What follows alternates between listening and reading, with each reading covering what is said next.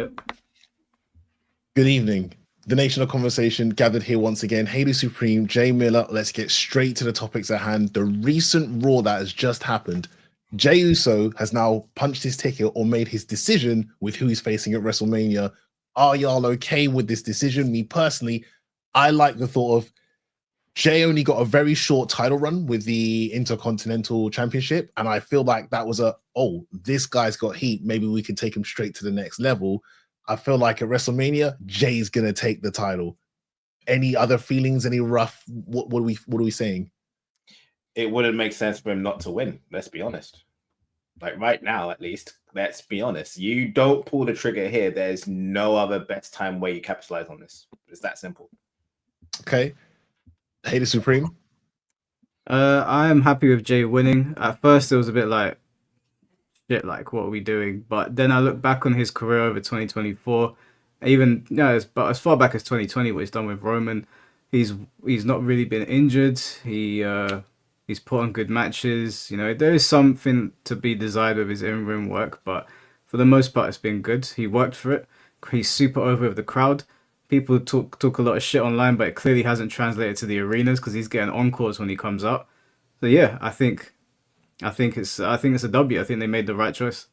I don't think there's ever been encores in the history of WWE when someone comes to the ring and, hey, please run my music back. Let's do this again. I can't think of anyone who that's happened for. The closest I can think of would be Daniel Bryan, yes, but they wouldn't be asking for an encore. I can't remember. It's just a continuous thing where just lapping it up, victory lap maybe, but it never stops to then start again. I can't think of anything. With this move being happened, too many good things happen here. One, Jay gets a main title, like the big boy title, not quite WWE Championship, but a big boy title that really cements him as, hey, I can get this. Two, it takes the title of Gunther, who could start being a threat to Cody Rhodes. Actually, that also leads me to another question. Elimination Chamber's coming up. I'm going to put my prediction in right now. We've been here before. CM Punk. It makes sense. CM Punk, Cody Rhodes, WrestleMania. No. I think someone else. Yeah, I'll pick someone else too. You were both picking John Cena, aren't you? Well, I am. No, I'm not picking Cena. You're picking Logan Paul? No, I'm picking Drew. I think Drew McIntyre is the best way to go. They're clearly going with the CM Punk versus Seth versus Roman triple threat match. Logan Paul is obviously not going to be the main event at WrestleMania. I don't think they're going to pull the trigger with John Cena yet. I think they're going to make people wait and get people a bit pissed off before they do it. I think Drew deserves the WWE Championship, man. He was basically the guy in 2024. He was definitely had the most compelling character work. It doesn't I can see them going to Damian Priest route as well, but that's no offense to Damian Priest, but I think people would be pissed if they saw Drew like that. I think Drew's story leads to Cody. He's been taking out people associated to the bloodline. Cody was meant to stand against them, and Cody went and helped Roman. It's the natural conclusion. Yeah, Damian Priest's recent title run feels too recent because we remember the last WrestleMania was his big moment of running in, using Money in the Bank and taking it, and he went on for a while as champion. So, okay, I like that. So I say CM Punk, you say Drew McIntyre, and you say John Cena. Okay. I'm going to is it time for bets again? No, closer to the time, closer to Elimination Chamber, we might have to have that conversation again to see, right, here's the full 6 people. What are we looking to lose this time round? So, all right. Let's see. Hold on, I want to talk to you for just a second. Hayley Supreme, I want to look into the camera as I say this, right? I need you to answer something for me. Iyo Sky has just been given a world title opportunity very shortly after you said, hey, they buried her, writers, etc., etc. What are your immediate feelings with this? So I addressed this in the video earlier today, but I think they should pull the trigger on it and they should just confuse everybody with that and be like, oh shit, she actually won. Because one criticism of Triple H's era, even though this is also a pro, is that there's no real surprises with the title changes.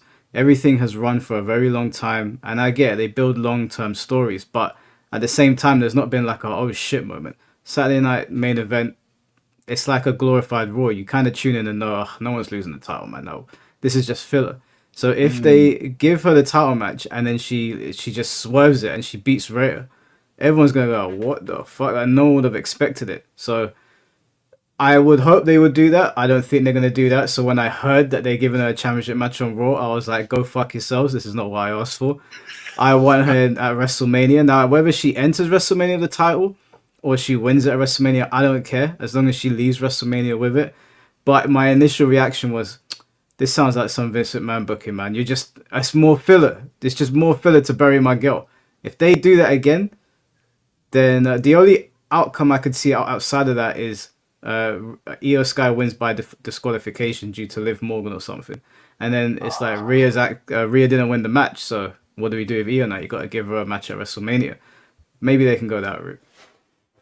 If I put my tinfoil hat on, could you see something like Iyo winning the title, then Charlotte Flair pinning Iyo to get it, so Rhea gets protected or something like that? Like she doesn't eat a pin from a Flair.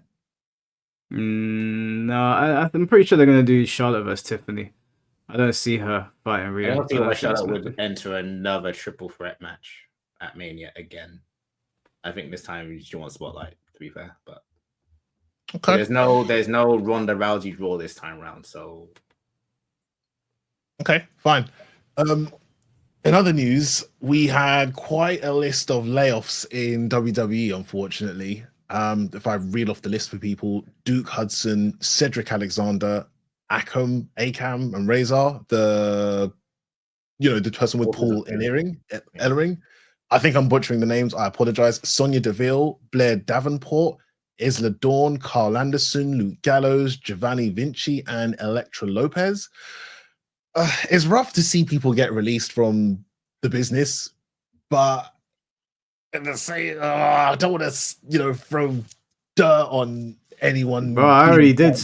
I already said that, like, it sucks because they're wrestlers and they deserve their respect and they put their bodies through hell for us. But the people that were released were people that were getting no crowd reaction, that if they didn't show up on TV again, I wouldn't have noticed. So I do want them to go on to get jobs elsewhere. It's not like I want them to suffer. I think that the way that WWE has handled it is poor. Again, apparently it was just out of nowhere. None of them knew it was coming. That is a shit thing to do if that's true.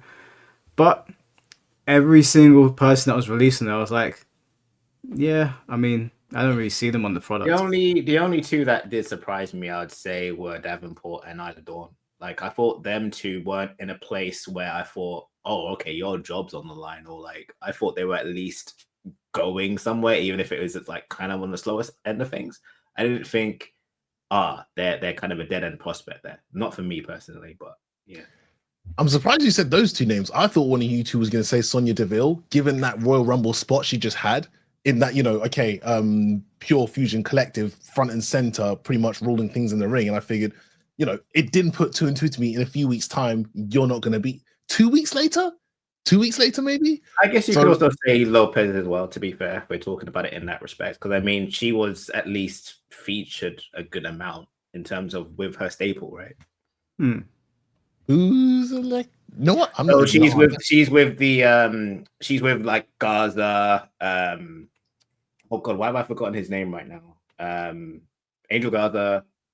Why I've forgotten their whole stable, which is really bad right now. But she's with their crew. The one who Carlito tried to play Santos Escobar. There you go. Oh, his crew. Her. She's gone. She's gone. Yeah. Yeah, she was. Again, that wasn't necessarily. That wasn't. I wasn't on the bingo card. I'm like, she's actively doing stuff. Like, it's not like. Yeah, it's a bit weird. I don't know. Okay. But even without her in that click, you tune in and you don't see her, like, oh shit, it doesn't make sense. And you're like, she's there, but like they didn't give her an awful lot to do. It's true. Yeah, it's just again it's not necessarily their fault. I'm not hating on the wrestlers. Maybe they were booked poorly, but the fact of the matter is that I saw all the names on there. I was like, yeah. Even when Karrion Kross was with AOP, I was a bit like, why is Karrion Kross? Yeah, I was just a bit like, this just looks weird. They never sold me on it. I always saw Karrion Kross as Scarlett as their own thing, and then the other two were just kind of tagging along. So it sucks that people lost their jobs, but it also makes sense. I really don't understand these Twitter users that are like, oh, they got rid of Sonya Deville and she was amazing. Did you buy her merch? Did you? You don't even have her as your profile picture and you're a fan. Get out of here, man. Oh, I was about to put the challenge there and say anyone who's turned around and tweeted or posted, Sonya Deville, etc., you got to show us a picture of you in that merch. But I'm not looking to see that anyway. I mean, I'm not gonna criticize people who don't have merch of someone who they're a fan of. If they don't have money, if they don't want to get the merch, they don't get the merch. I've just thought of a great bet idea. You know what? All right, we need to wait and see who Charlotte picks for WrestleMania. Then I'll ask the question of da da da da da da da. So I'm going to keep that in my back pocket. But anyway, moving on. I've been asked, or we have been asked, the Nation of Conversation in the comments. I forget the person's name. My apologies. Your earliest wrestling memory / what made you love it. To give you two some time to think about it. My earliest memory, earliest, if it's for me personally, seeing SmackDown on Sky One, The Rock and Triple H, and I got emotional over one of those episodes where Triple H was, the one standing tall and strong at the very end. Like, you don't really know any better for wrestling. Before that, I feel like my mum took me to someone's house and in passing by to the toilet and going out, or, going out the room or whatever, I looked in and saw Super Nintendo on the dresser, and I also saw whoever that was in there watching WWF at the time, the classic Hogan, etc. era. That's my earliest memory. But in terms of me actually taking an interest in it, SmackDown, Sky One, late 90s, early 2000s, it just hit me like that. And then from there, I'm all in. My earliest memory was the Hogan Macho Man conflict when the Mega Powers fell out. Because back in the day, obviously we had VHS and they would record stuff and watch it later and then just leave videotapes lying around. So, and I've still got some of those videotapes. So I think my mum must have recorded it and just left it sort of lying around, and I put it illegally. Yeah, I popped it into the VHS and I saw Macho Man and Randy Savage going crazy at each other and Miss Elizabeth like in the middle of it. But the first time I actually got hooked on wrestling was in another illegally recorded VHS where The Undertaker came out to the ring, who I thought was The Undertaker, and then moments later The Undertaker came out again, and I was like, what the hell is going on? I was sitting there as a kid. I remember watching it thinking, what the fuck is this? It was The Undertaker versus The Undertaker at like SummerSlam or Survivor Series, I can't remember. And I just remember watching it. I remember saying to my mom, are there two identical zombies fighting with each other? And she was kind of like, she was a Shawn Michaels and Bret Hart fan. So that was my earliest memories of them. Right. Jay, do you have an early memory to recall? I've got two. Much like yourself, I was a Sky One boy, so SmackDown would have been it. Funnily enough, I'm not doing this to be edgy, I promise. But I guess I really do remember Channel 4, Sunday Night Heat, and seeing Benoit do a diving headbutt. And I was a very silly and impressionable kid. Did the same thing. A headbutt did hit the corner of a table, and there's a reason why I've got a scar right here. So thankfully I didn't need the hospital, but it was bad. But that was actually like a real strong memory. Like, I don't remember the match. I don't remember what happened to me or what pain I would have been in at the time or anything. I don't remember legitimately, right? But I would say like seeing Rock, seeing and having that memory of Sunday Night Heat, those were two things that was like, okay, I very much like all of this stuff. I would have bouts in and out where I'm allowed to watch wrestling and I'm not allowed to watch wrestling. But yeah, by the time we got Sky Sports and that, I was allowed and I'm good. So yeah. Right. I should have asked this from the very top of the show. If you have any early wrestling memories you want to share with us, let us know in the comments, because everyone's got different times they got introduced. Obviously, you heard from me and Jay. We're pretty much Attitude Era.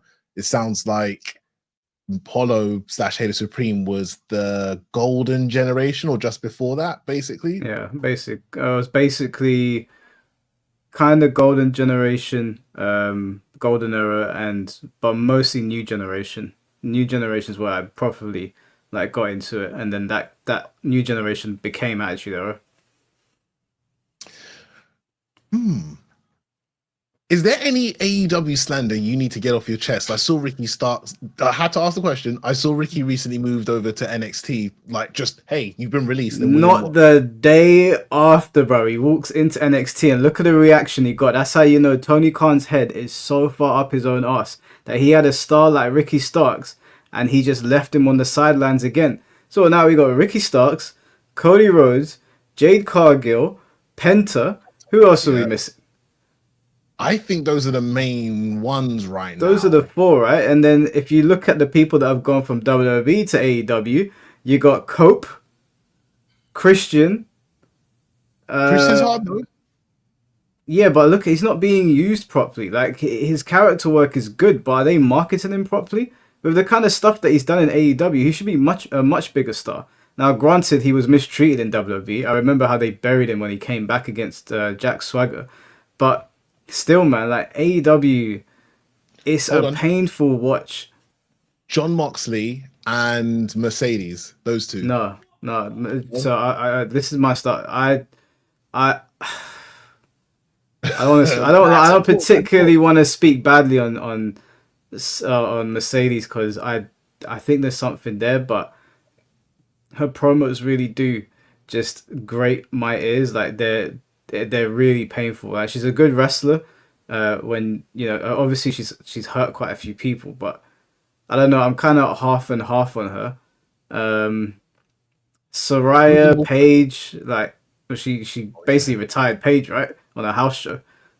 Paige, Soraya, even her, I'm a bit like, no one's hitting. Even John Moxley, like I know when he went over, he did some good stuff, but the stuff he's been doing recently, it's a hard pass. He's happy with Moxley. He's happy. He's a draw, regardless of whether you like what he does or not. Monet, half and half. I'm not. I don't care all that much, if I'm honest, at this point. If Paige, how are you measuring him being a draw? Wait, how are you measuring him being a draw though? Because they keep on losing on ratings to NXT. I mean, I don't care about the rating of what. Like, listen, I'm not a tribalist. I don't care. Like, people are happy. People are happy with Moxley on their television screen. And if he was to come back to WWE, people would be gassed if he was happy. Like, it's that simple. Like, I don't really care about whole this, that. But I'm not a production guy. I don't care about ratings personally. All I know is if people were to come back and if Moxley was to come back to WWE, people would be gassed. That simple. Like, I don't think we'll ever see Moxley, the character, of WWE. Like, I don't think so. But if Dean Ambrose, basically the guy behind the wrestler, if he was to come back, people would be happy. Guess what? I think they would bring him back as John Moxley in light of like Stardust, Cody Rhodes, The American Nightmare. Cool. What you've gone out there with, you come back with something even bigger. John Moxley is bigger than, say, Drew. No, bigger than Dean Ambrose. I mean, obviously there's the Shield and everything, but actually that's a hard one. It's a very strong what would you do? Moxley would be definitely happy at being Moxley. I could definitely say that much. I feel like that'd be a strong, like, well, yeah, he would. What would happen if it were to ever happen, right? Yeah. This brings me to go on. But my point is, like, with Moxley, regardless of where he is, people would be very happy to see him. If he was to come back to WWE, people would be happy. In rattling off all those names, that brought me to a point a question we asked ourselves before. Who has been made to leave? Who has left WWE and as a result flourished way more out there doing indies, doing this, doing that, etc. So I feel like, for example, Christian's a prime example of in TNA and in AEW, he can really show what he's capable of in terms of talking on the mic and wrestling ability, like a little bit more. He's got more freedom. Zack Ryder? Yeah. Zack Ryder was the king of the indies, I guess. Yeah. Yes. Would we put Cody Rhodes in that list? No. I mean, he definitely. Can you repeat the name you just said, Steph? I might have missed it. Dolph Ziggler or Nick Nemeth. Okay. I wouldn't say Cody Rhodes. I mean, Cody Rhodes made an impact when he left WWE. There's no doubt about that, and it transitioned into what we've got today. But after his initial like 6 months in AEW, the crowd didn't really want to see him. He couldn't book himself to be world champion because he was kind of in charge. and they kind of turned on him almost immediately, and you didn't really get to see the best side of Cody Rhodes. Even his heelish character in AEW was a bit like, it just felt half-assed, but you can't really hate on him too much because he came off the back of Stardust, so maybe he didn't have the power that he does now. So it's maybe Zack Ryder, Dolph Ziggler, and who was the other one you said? Christian. Oh, of course, the actual one that's flourished is Tony Storm. Tony Storm is the one that has gone from WWE over to AEW, and she's knocked out of the park. I'm Is sad this? Wait. Are we saying this not with the recent praise you gave her last week of she hit this? No chance. Like, realistically speaking, she has been on it from. I know that you don't really follow AEW like that, but in terms of her character work, she's been genuinely excellent. All right, just educate yourself on this now. Go and watch just a couple of her promos and tell me you're not somewhat invested by the time you finish. I challenge you on that. Go and do that. And if you tell me that you're not even remotely intrigued by what she's saying, with the emotion she's saying it, I'll be like, all right, cool. You just don't like that. Fair enough. But she is a genuinely interesting character. And I wasn't doubting your take on it. I was doubting Hater Supreme. It was him who was singing Tony Storm's praises last week. And I'm like, is this a little bit of that God made with, just a God exists? Because, you see where I'm going with this. So no, I don't see I don't understand. I'm singing her praises now. What was it? Okay. You know what? I know where he's going with it. I'm genuinely. He can even say what he means, or he can leave it be. I'm genuinely confused at what you guys are talking about. I have no idea. So remember what you said about Umar and other stuff, and just in general, just how attracted you are to her, but not on the same scale as like an Iyo. Is this the attraction talking for Tony Storm? Is this the attraction talking more than anything? Like you've got for Iyo Sky, for Kairi Sane, for Asuka. Like, when a woman hits a certain weak spot of yours, you'll just lose all reason, and then you're suddenly in deep hollow. I ain't listening. Okay, well then let me push back on that. Is anything I've said about any of these women incorrect? Iyo Sky, yes. Iyo Sky, yes. Yes, Iyo Sky. You don't know anything about Iyo Sky. That's the problem here. You didn't watch her in other promotions. You clearly didn't watch her WWE title reign. You clearly didn't watch her promos with Asuka. Aside from your bias towards Iyo Sky, Asuka, Kairi Sane, or Tony Storm, is anything I said about them incorrect? Kairi Sane, you haven't said much about. No, actually, let me ask the question. Where do you see Kairi Sane in terms of where she would stand amongst the women? Is she mid card, top card? Where would you say she is? Let me get this feeling, then I understand. Right, you lie. Well, when she was competing in that women's what was it called again? When she became Evolution? the champ. It wasn't Evolution. They were wrestling for something, kind of like the Dusty Rhodes Cup, but the women were doing Mae Young Classic. That's it. Her work in the Mae Young Classic was leaps and bounds, like better than anything that we've seen her do. But that's because she's not really been allowed to do it.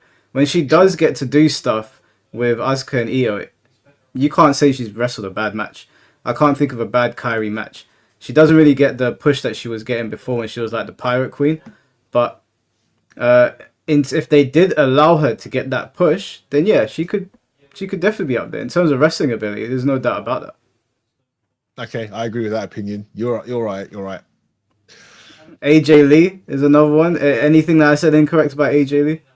I never watched her in her prime, so I've got no comments. I've not seen one of her matches before. So I know I'm well aware of her and everything and what she did in terms of on the mic, but I never got to watch any of her matches. So I'm going to presume you're okay there. The only one I've obviously picked at was Iyo Sky, and that's just an easy target. I'm sorry. But again, yeah, I mean, but look at Toni Storm. When she was in the WWE, she was still pretty, but it was a little bit late. Now they did bury her, unfortunately, with the pie in the face, but yeah, it was a little bit lame. You cannot deny Toni Storm in AEW, and I don't like AEW, bro. I do not like that organization, and out of everybody there, her and Christian are the only real standouts. Everybody else, to me, is like a lesser version of themselves. Okay, I'm going to pay attention more to AEW clips so I can have more of an informative opinion to add in future. There's not too much to discuss here. I mean, unless we recap little bits of Raw, but we're not desperate to do so. The fact is, Elimination Chamber is on its way. I don't remember what date is coming up, but because we've only got like 2 or 3 more qualifying spots, I feel like you've already said the women's. You believe Charlotte versus Tiff and Rhea might lose the title to Iyo. Elimination Chamber. No, it's too early to talk about that. It's too early to talk about that. We've already predicted men's. Cody Rhodes versus etc. Jay versus Gunther. Is there any other pressing matter you either of you two want to address while you have the space? On the spot, I can't think of anything in particular. Get Death Rebel out of there. They're fucking everything up. That is the most pressing matter going into WrestleMania. Imagine the lights are bright and you've got Death Rebel playing. You might as well just have a bunch of screeching cats. They literally ruin the aura of all of these wrestlers. If they really want to surprise us, get Jim Johnston back for WrestleMania. We've just seen Logan Paul got a new theme. It's a little bit better. It's a little bit better than what it was before. It wasn't great. A little bit better. It's still not. But you see what I mean? They gave him a new theme. I was like, it's a bit better because the other one was so shit. Get Jim Johnston in there and surprise everyone. Because look, like Iyo Sky, right? You know that I love watching her, but every time I hear her music, I want to punch the TV screen. I'm just agreed. Yeah, I don't care about that theme music is not doing enough for her character. It shouldn't need to. Iyo in itself is a draw, but that theme music everyone needs some kind of identifiable music. It's a part of the package that we have been spoiled with, right? Like that's just a matter of fact. But I don't care who you are. If you have like some crappy generic music, it's gonna take away from you a little bit to some degree. Like it doesn't matter who you are. I'll ask you one last question to both of you, since you mentioned the Death Rebel. The highest superstar in your mind that has had their entrance ruined as a result of Death Rebel, I will go first. Bailey. That music does nothing for me. Role model, whatever. It's just so generic. Fruity Loops, cardboard cutout, default template. It's got nothing to it. Sheamus, bro. Sheamus's old theme was goated. What the hell has he got now? Actually, wait. Why did they change it? No one knows. Even Cody said in the press conference, please give us Sheamus music back. Even Cesaro, look what they did to him. I know he's not there anymore, but it went from a French rap theme to ambulance sirens, literally ambulance sirens, and then someone bashing their head on a desk. I was like, why would that is like you pay him? Why are you burying him? You know, Death Rebel is horrible. So wait. So not the lobster head theme, the one after that one. That was one's my favorite one of Sheamus. Is that from? Who's that? Who made that? His original theme was Jim Johnston. Pretty sure. Was that the lobster head one? The one where they're singing, yeah, that's the lobster head one, yeah. Okay. Yeah, I don't know. I don't really care about that one. I love the one that he has after that. The one where basically the bot. That one. Like, look, even Drew McIntyre, his original theme was sick. His new theme it's not bad. I've gotten used to it. It's not great though. It's kind of generic. Yeah, it sounds Scottish, but his original theme, like the Chosen one, was a sick theme. I'd have to see the entrance and hear the theme. I only say that because I sit with Emily when it comes on, and that iconic shing, like it sounds like a claymore, it sounds like a knife. So immediately I know that's Drew. Drew's theme. And then bagpipes, that's a good shout to Scotland. It's a proper like drums in a song can really sound like someone powerful's coming out. So I'm fine with Drew's. Drew's is actually all right. I'll be the odd one out. I like Drew's. Drew's is really good, but again, I never heard the one. It hits hard enough. I'm good at Drew's. Okay, we don't have too much to cover right now. If you two don't have anything extra, we can leave it at that. We good until we actually get to Elimination Chamber. Like we know all the qualifying spots, right? Let's make predictions. Let's make bets. We good. Cool. Awesome.